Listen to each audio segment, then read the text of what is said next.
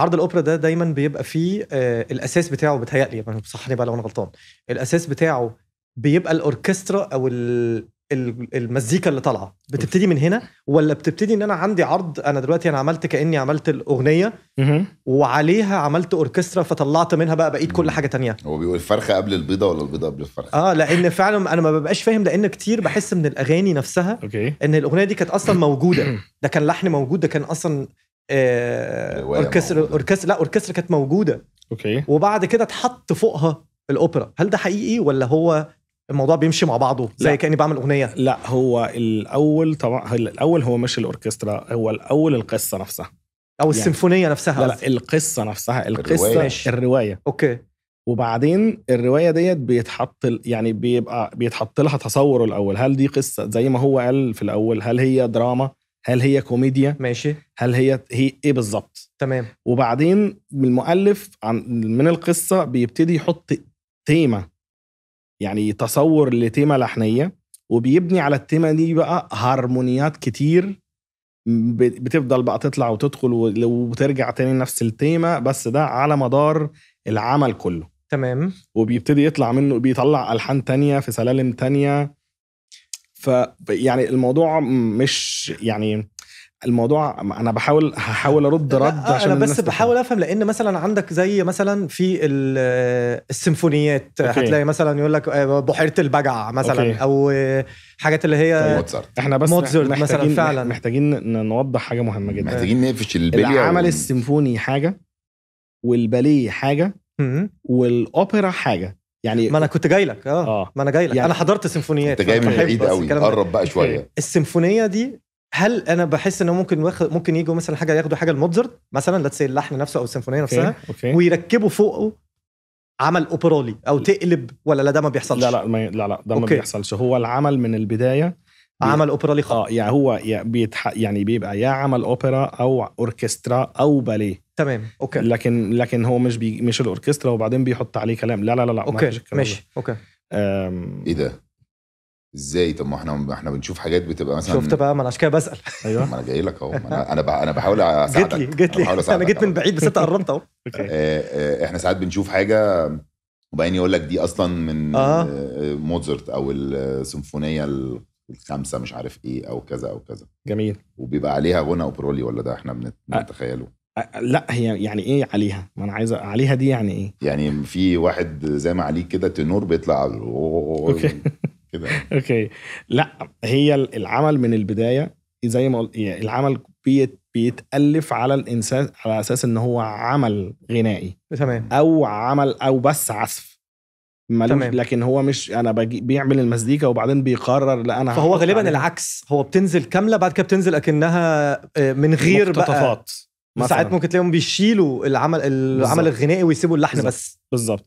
غالبا العكس. الفكره كلها زي لما بنجيب الروايه، المؤلف الموسيقي بيعبر عن الروايه ديت بالموسيقى وبالغنى، مش يعني زي التمثيل مثلا. الناس بتجيب الروايه فبتدي بتقرا الكلام اللي موجود وبتأدي وخلاص. لا يعني دي قصة حاجة تانية. الموسيقى مختلفة. الموسيقى انت بتعبر بالموسيقى. يعني انت زي ما تقول انت رحت اتفرجت على سيمفونيات، رحت لاسكالا مثلا. طيب انت الحاجات اللي انت سمعتها مثلا ما كانش فيها غنى مثلا. لا. طيب انت يعني وانت قاعد كده ايه اللي انت كنت بتفكر فيه؟ لا كنت سرحان بقى خالص. طيب ما هو هي بقى دي الفكرة كلها، ان العمل اللي بيبقى مكتوب دوت بيبقى مكتوب على اساس ان هو بيعبر لك عن شيء ما. يعني بيخليك بيقول لك مثلا العمل ديت السيمفونية 9 مثلا في سلم كذا مش عارف ايه. تمام. جميل. فانت بتروح بتبقى قاري اصلا المؤلف كتب العمل ده ليه. ماشي. جميل. فانت بتروح هناك وبتبتدي بقى خيالك يشتغل مع المزيكا. تمام فهمت. وبتبتدي انت يعني في اسئلة كتير جوه دماغك بتدور وخيالات كتير بتتفتح في دماغك. لا الموضوع لا انا ما كنتش اعرف ان انا المفروض اقرا قبل ما اروح. لازم طبعا لازم. رجاء مني ليك. اتفضل يا فندم. استاذ كريم بيقول لك رحت لاسكالا. ايوه هو اصلا راح لكازيتا واخد بالك. بياكل ايه ده انا رايح لاسكالا ميلانو يلا ميلانو. فراخ بانيه ومكرونه بشاميل. رحت كونشيرتو. قال لك انا سرحت كونشيرتو يعني هو إيه ده؟ فاكر الاسم بس هو سرح جوه. لا سرحت قصدي بطريقه حلوه اللي هو انت بجد بتحس ان انت دخلت في السيمفونيه. والله. طب والله على فكره جوه. بجد هي فعلا حلوه بجد. لا يعني لازم تبقى قاري قبل ما تروح. انا رحت اصل الاوبرا في برلين. اوكي. لازم تبقى قاري قبل ما تروح. هو اصلا بيبقى فيه ساعات الليركس فتبقى فاهم اصلا هو بيغني ايه. لا ما هو التاني ما كانش فيها غنى. لا انا بقول لك يعني الثانيه دي فانا ما كنتش عارف بقى ان انا المفروض قبل ميوزيكال ابقى قاري دي. لا لازم تروح. لا وانت رايح اي عمل بالذات الاعمال الكلاسيكيه او حتى الباليه يعني لازم تبقى رايح انت العمل ده اتكتب ليه. حلو يعني الفكره حلو. من العمل نفسه ما قالوليش بقى. حلوه الحته دي. ايوه بص هسالها لك وانت رد عليها نموذجيه. حاضر ماشي. يعمل ايه الشخص المواطن العادي اوكي قبل ما يروح يحضر عمل اوبرولي او باليه او سيمفونيه مزيكا؟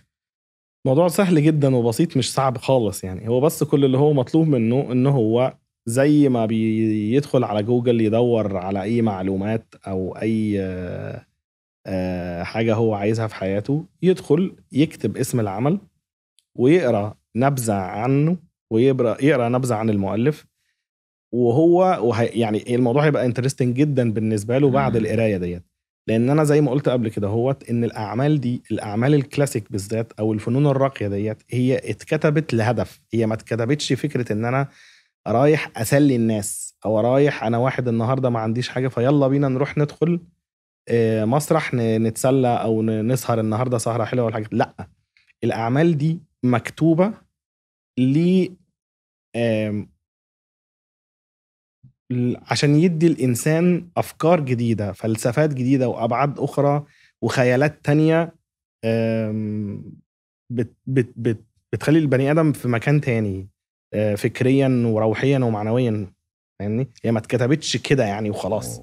يعني مش زي ما احنا مثلا بنسمع غنوة يعني احنا النهارده احنا راكبين العربيه فانا هشغل الفنان الفلاني وهرقص مثلا او انا زعلان مثلا حبيبتي سابتني فانا حزين فهسمع مش عارف مين فهقعد اعيط. والله انا بسمع كلاسيكي محمد محي مثلا يعني انا بسمع كلاسيكي في العربيه.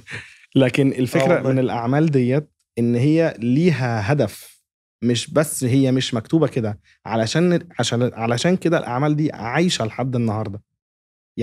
يعني طبعا مع احترامي لكل الفنانين في كل العالم، الفنون اللي احنا بنتكلم عليها دي يعني عايشه بقالها آلاف السنين. طبعا يعني مش هقول لك مثلا اذكر لك اسم اقول لك طب هو ده بقاله قد ايه اصلا.